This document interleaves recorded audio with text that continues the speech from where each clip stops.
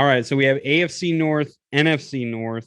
So I'll start with the AFC North. I had the Baltimore Ravens at 12-5. I loved the Ravens coming in here. But and we had done this when I believe Gus Edwards was already hurt. Yeah.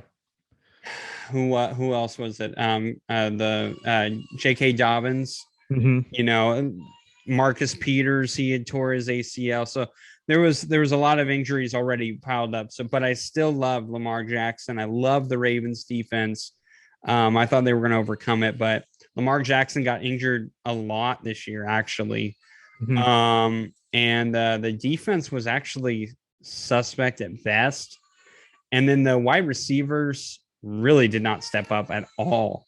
And so that was just that was the flop. I mean, they ended up being 8-9. I love the Ravens coming in here. They ended up last place in the AFC North. And I had them in first. So that's a big whiff. The Cleveland Browns, I had at 2 at 10-7. Listen, a healthy Baker Mayfield, I still think could have ended up being in the playoffs. I really do. But I think what hurt him was he kept trying to play hurt. And he's a tough guy. I'm not saying he's not, but he's not good. He's not a great quarterback when he's healthy. So him being hurt, I don't think was going to be the solution there. And I feel like if they had Case Keenum is serviceable. He's really close to Baker Mayfield. I think he's barely lesser than. And I think the Browns could have really competed, but I feel like with Baker Mayfield trying to play hurt, then the whole Odell Beckham Jr. situation really hurt them. And then they had huge COVID issues. I mean, the Raiders saw them, and we had to have the game pushed back and all that. And Raider Nation was not happy with that, and it made sense. But it also made sense that they did push it back. So we're not going to go into all of that. But Cleveland Browns ended up being 8-9. I had them at 10-7. I'm going to say that's a whiff though, because I said they were going to be in the playoffs. The Pittsburgh Steelers. This is another whiff for me. 7-10. I had them at. I'm not a huge fan of Big Ben. Still, I'm not. He has not changed that. But they ended up being 9-7-1. They tied with the Lions. I would have never thought that. I had them beating the Lions, so that goes for anything. But I love their defense, but I thought Big Ben was so shot. Their offensive line is a lot weaker than it used to be.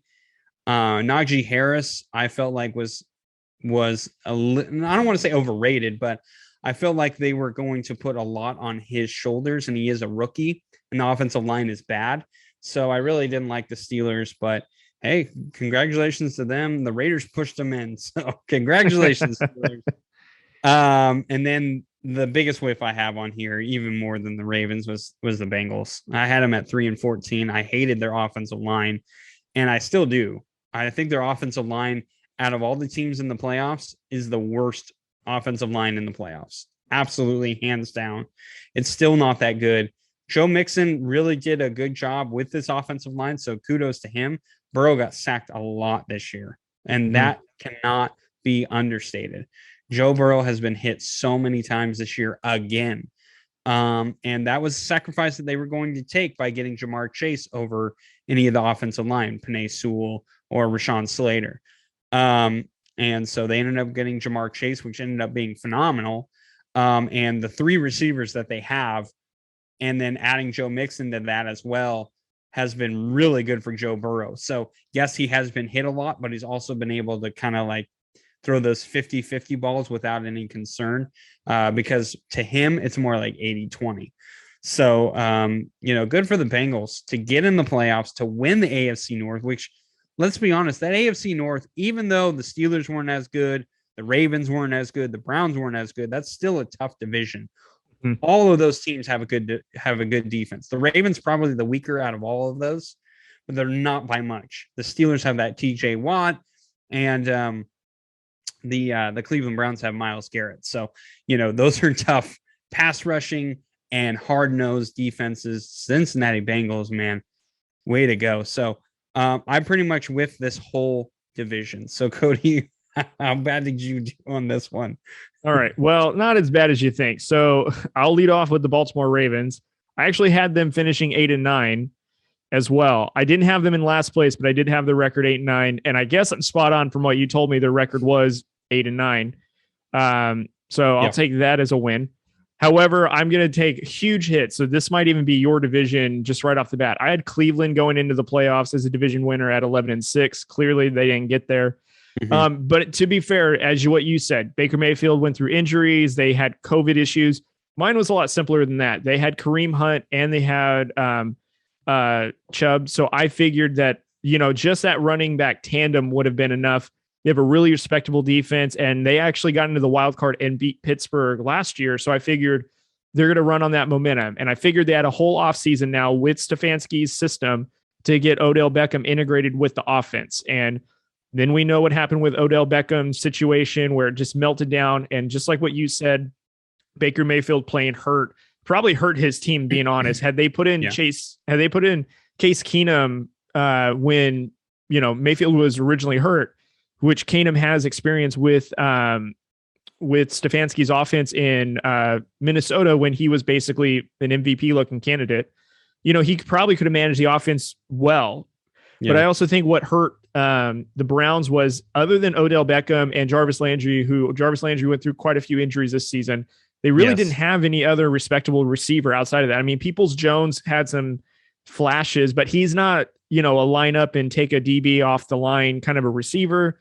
So, that was really tough. And then they run a 3 tight end system, which, sometimes they get injured or they were on the COVID list. So their offense was really handcuffed. So I was kind of surprised to see where they'd finish, but I was expecting a lot higher things for them. So another huge whiff for me was the Bengals, like what we talked about. I had them finishing at 3-14. And of course they went 10-7, making one of the wild cards. So or actually winning the division, pardon me. So I was a huge loser in that one. And then Pittsburgh, I get a half a point, I suppose, because I predicted them going 9-8. They went 9-7-1, but I did not predict them in the playoffs, and they snuck in through the wild card. You're welcome, Steeler fans. But yeah, man, that's how this division shaked out.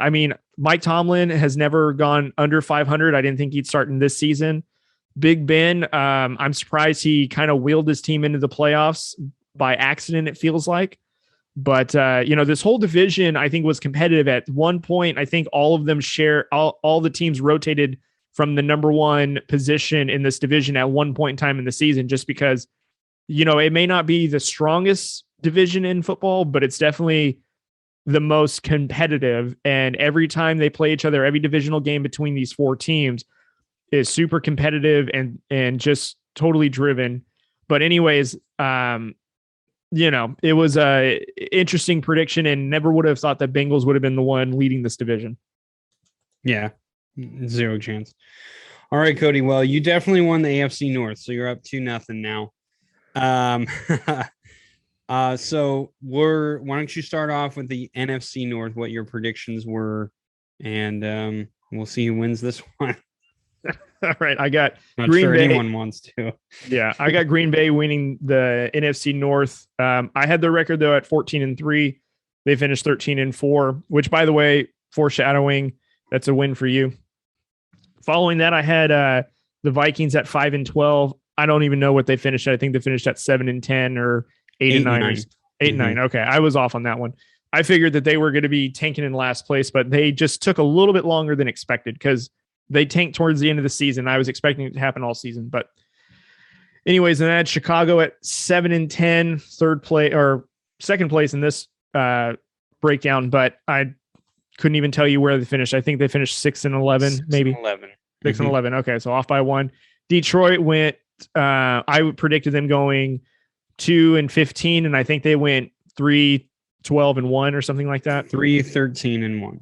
Okay. So the only thing I got right was the Packers, and that was honestly by default, and they're clearly the better team in that division. Yeah. I don't think it was a surprise to anybody that Green Bay came out of that division. So yeah, I did a lot better in this division. I had the Green Bay Packers at 13-4. They ended up being 13-4. Honestly, I didn't like the Packers that much, but I felt like, first of all, the division was so weak this year. Honestly, I have the Vikings very low, and I'm obviously going to hit that in a second. But you know, not only that, but they face, like, their toughest challenge was like the 49ers and the Chiefs, and then everyone in the division. They did face the Cardinals. I didn't see them losing as horribly as they did against the Saints, but really the toughest teams that I saw them playing were, I thought, Ravens and Steelers, I'm sorry, not Steelers, like Ravens and the Cardinals and the Seahawks. I thought those were going to be tough games, but I did feel like roster wise, where it was going to be played at what time, I felt like the Packers were definitely going to win those games. And obviously things changed, but basically I really like the Packers. And Aaron Rodgers coming off an MVP year, I thought he was still going to go down, but just because of how the division was, I felt like that was going to help them, elevate over everyone else. So I was right on that one. Minnesota Vikings, this is the one I was wrong on. I had them at 6-11, ended up being 8-9.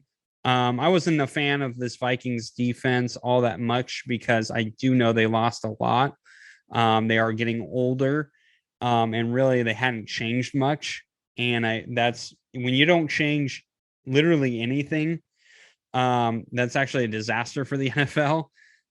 So I felt like that was going to be it. I'm not a huge fan of Kirk Cousins. I don't think he does much. I do like Justin Jefferson, but as much as I love Dalvin Cook, I thought he was going to end up getting injured. He ended up getting injured, but he did come back. So, take it what you will, I guess. But then I have the Chicago Bears at 6-11. They ended up being 6-11. I like Justin Fields.